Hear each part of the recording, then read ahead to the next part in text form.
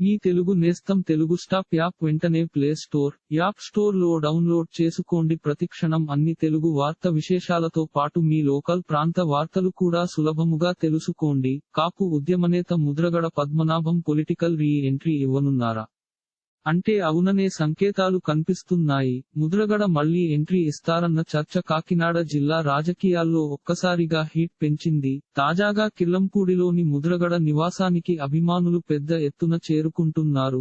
దాదాపు 4 ఏళ్ల తరువాత ముద్రగడ నూతన సంవత్సర వేడుకలను అభిమానులను ఆహ్వానించారని తెలుస్తోంది. ఇప్పటికే ఆయన వైసీపీలో చేరతారనే ప్రచారం జోరుగా సాగుతుంది. ఈ నేపథ్యంలో ముద్రగడ పొలిటికల్ రీ ఎంట్రీ ఇస్తారా, వచ్చే ఎన్నికల్లో పోటీ చేస్తారా అనే విషయంపై ప్రజలు ఆసక్తిగా ఎదురు చూస్తున్నారు. అయితే 2009 సంవత్సరం తరువాత ముద్రగడ యాక్టివ్ పాలిటిక్స్ దూరంగా ఉంటున్న సంగతి తెలిసిందే. ఈ క్రమంలో తాజాగా ముద్రగడ నుంచి ఆహ్వానం రావడంతో అభిమానుల్లో సరికొత్త జోష్ కనిపిస్తోంది. ఇలాంటి మరిన్ని తెలుగు వార్త విశేషాలు కోసం ఛానల్ కి సబ్స్క్రైబ్ చేసి గంట నొక్కడం మర్చిపోకండి.